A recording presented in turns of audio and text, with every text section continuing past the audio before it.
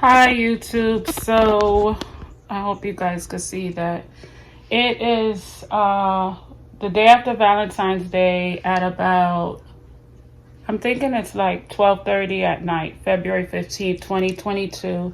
And I just had wrist ORIF, open reduction internal fixation surgery. I hope I'm saying that right. If not, I'll put the words in the top.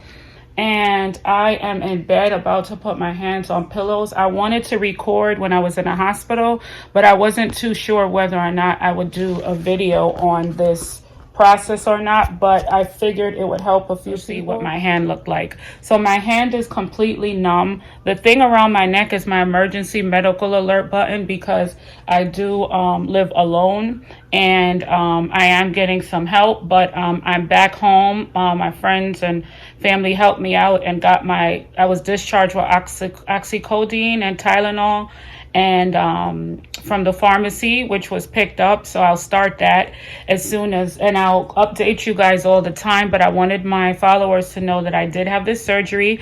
Those of you who know me from my hair videos, but I also have a video on this channel from 4 years ago where I did thoracic spinal fusion. So now I have this surgery on top of that. So I have a metal plate and surgical steel screws in my arm. My arm, if I stand up, because it just happened to me that I used the bathroom and my arm slid out of the sling.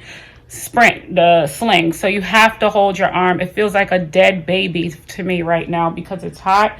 And as you can see, even if I try to move my fingers, I can't move them at all because I'm telling my brain now to move my fingers, and my fingers are not moving. So as you can see, they're dead. I don't wear any nail polish, anything. But I did notice a few seconds ago that the second finger right here, my second finger after my thumb, it was jumping a little. So I'm hoping that the nerves are regenerating itself back to working, which will be really cool, because as soon as I know I'll be in a lot of pain, but as soon as my nerves start working again, I'll be able to at least have some type of movement in my fingers, and my arm won't feel so heavy. The hospital did give me pillows, which I thought was really nice, so that I could have extra pillows. I have all these pillows right here on my bed, and they did give me an extra set of pillows, and that was my bag. I brought my pocketbook with me, and I feel like the staff was really nice. I'll give them a thumbs up in comparison to when I had my thoracic spinal fusion a couple of years ago. I felt very welcome. They took full care of me. I had a whole meal when I woke up, and I'll update you guys tomorrow morning and let you know how I feel when I wake up. And I also want to let you know how long it took for, there's a mark. I don't know if you guys can see it on my neck. So they went above the clavicle. For those of you who don't know medical terminology, that is the collarbone, and they injected the nerve block there.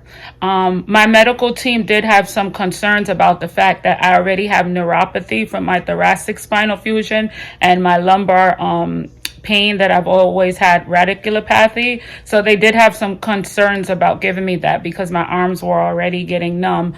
They didn't say it was from the cervical spine, but it could have possibly been from the thoracic spine. I do have nerve impingement there at my joint, the other joint that herniated after fusion. So I believe it's going to be rough, but I'm praying that everything is good for me. I know God looks over me, for those of you who believe in God or a higher force. But I believe these next couple of days are going to be rough. I did use the bathroom myself, which was okay. I had assistance from a friend, my friend's girlfriend that came in. And, so I had some assistance, and I know I'm going to need a lot of help going forward, but I will update you guys because this is like no other. I've had left knee surgery, arthroscopy. I've had my fusion, and this is different. So it's almost like I had operation on every limb. All right, YouTube, I am tired. I want to get some rest. Like I said, I was at the OR all day, and this happened Thursday, December, I think it was 12th. In the AM, the wee hours of the night, the ambulance picked me up, and took me to St. Joseph's Medical Center in Yonkers, New York. And I had my surgery at Montefiore Hospital on East 233rd Street. Those of you familiar with the Bronx, is right off of the number 2 train, the Wakefield office. And they've been very good to me. And as you can see, I have a surgical shirt on because they really couldn't get my shirt on. So this was the most comfortable. And I will be sleeping in these sweats right here. All right, I'll be back to update you guys on how I feel tomorrow when I wake up. Thank you, and thanks for all your prayers and your support to all my followers. Goodbye.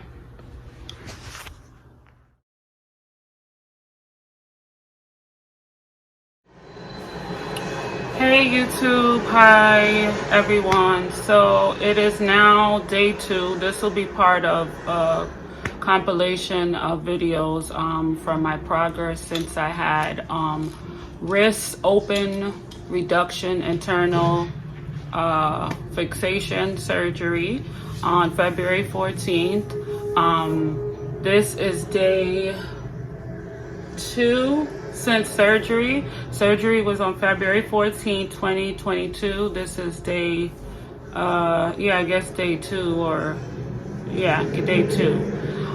So basically, I woke up this morning feeling a little better. My movement of my hands started, the numbness wore off from my arm. So I was numbed here at the clavicle, which I mentioned probably in a clip before this. And my whole right arm was numbed before surgery. And I also went under anesthesia. So you're numb for about 24 hours, which they did explain to me, but they were concerned that the numbness would not wear off, which it did. And I'm happy because it was a scary feeling because I couldn't, my arm just felt like something that wasn't even part of my body. It was a really weird feeling. I never felt anything like that before. So it is dangerous when you are numbed like that to take your arm out of the cast, because you could walk and dangle your arm and knock it into anything and cause more injury. So now I'm gonna move back so you can see my fingers are moving, and I'm trying to exercise them and move them back and forth so that I could get range of motion once this comes off. And I thought that this was a cast right here, but when I got sensation back in my hand, I realized that it's a thick bandage underneath with an ace wrap, and then I feel like a hard splint or something down here. The doctor wants me to wear this splint sling at all times. I did take it off today just to bathe, and I was able to hold my arm up, so I need pretty much assistance for most of those things. But I did wake up feeling better. I did get up in the middle of the night with an excruciating amount of pain. Once the numbness wore off, the pain was just intense. And I was looking at another YouTuber, I forgot her name, but I'm gonna tag her in this video as well, and she did mention that there's a lot of pain once the numbness wears off. And if anyone is having this surgery or had this surgery, I have to prepare you for that, it's very, very painful. The doctor prescribed this oxycodone and acetaminophen, which, you know, I know pain relievers won't take away or alleviate pain completely, but it basically, I think it mildly worked. And I took 2. So in between, what I tried to do was take Tylenol extra strength, about 4, and ibuprofen here and there. So it's pretty painful. I have a high tolerance to pain anyway because I've had a couple of injuries. And so I feel like if it was another person, a lot of people can't tolerate pain at the level that I do. I mean, I've walked around before with a fractured area around here, around my hip, and just walked on it and on a broken knee. And didn't get it treated till after. I feel a little weak because I feel like I woke up this morning and did a little too much, you know, like I just felt good and I had a little energy. So now I'm drinking this, which really helps. It's Supplicant. It has a lot of vitamins and things like that inside of it, and it's good to have, like, in case you can't get a meal or whatever, you can just drink it, and it kind of takes away that low blood sugar feeling that sometimes comes, because I often get drops and dips in my blood sugar. But I have high hopes, and I do feel like I'm probably gonna heal pretty quickly. I don't know what my scar looks like, but I know it's like 5 inches, I think, and it's on the radial side, so it should be by my thumb somewhere. My follow-up is February 28th with the doctor and with my surgeon. And I just contacted my primary care doctor, which he went out on leave for COVID. So I have an attending doctor, to let them know I had surgery, and so that they can request records from the surgical center where I went. And again, the surgery, I had to be there at 11:30 a.m. on Valentine's Day. I looked at the operative notes, and it looks like surgery didn't start until like 3, I think it said in there. The prep took like forever. Like, to prep me, they had to take my urine for a pregnancy test to make sure I wasn't pregnant, of course, because they wouldn't have done surgery before. So that took forever because I needed assistance to get my pants down and stuff like that. When I woke up in recovery, I looked at the clock, and it was like maybe close to 8 o'clock at night. And I know I fell back to sleep, and I remember I had to go to the bathroom, and the nurse just said, just go. So I just went right on the bed. Like, I was numb, but I could just feel like that I had surgery. And then they gave me a bedpan after to use the bathroom on. I was just urinating so much. And I would say, if anybody is having this surgery, that you should make sure that you have someone around you at all times. Make sure that you have help. Make sure that you have things close to you so that you're able to reach it. Because sometimes I realize that I've had knee surgery, I've had back surgery, but when you don't have the use of both arms, you kind of take that for granted, that you can use both arms, but you don't really realize that your arms and your hands are used to do a lot of things until you don't have use of it. So I have sympathy now when I'm thinking about people who have to use, but I know after a while you begin to adapt and you start learning different ways. I'm using my toes for certain things too. But anyway, yeah, I woke up feeling pretty good today, surprisingly.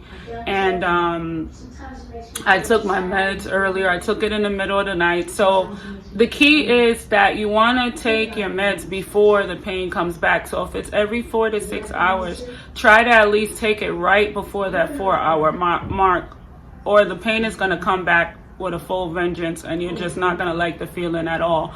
Because you have to also remember, like, if you did have wrist-ORIF for surgery like I did, we have a metal plate, and we also have screws. So that's pretty intense, because in order to get the screws and the rods in there, they had to drill them into our bones. So you're gonna feel a lot of pain because of the pressure of the drilling when you were in the operating room and things like that. So I would say relax, rest, try to get as much rest as you possibly can. For me, it's kind of hard to sleep because of the fact that my arm has to be supported on pillows, and I've been sleeping on my back, and then I also have a back issue. So it's pretty hard, but I feel like I'm dealing with it good. If I never had surgery, maybe it would be worse, but I feel like I am kind of used to it. So I'm going to update you guys, probably not tomorrow, but I'm probably going to do a weekly update, or if I just feel like coming in before, I'm going to update you guys and let you know, and I'll probably add to this video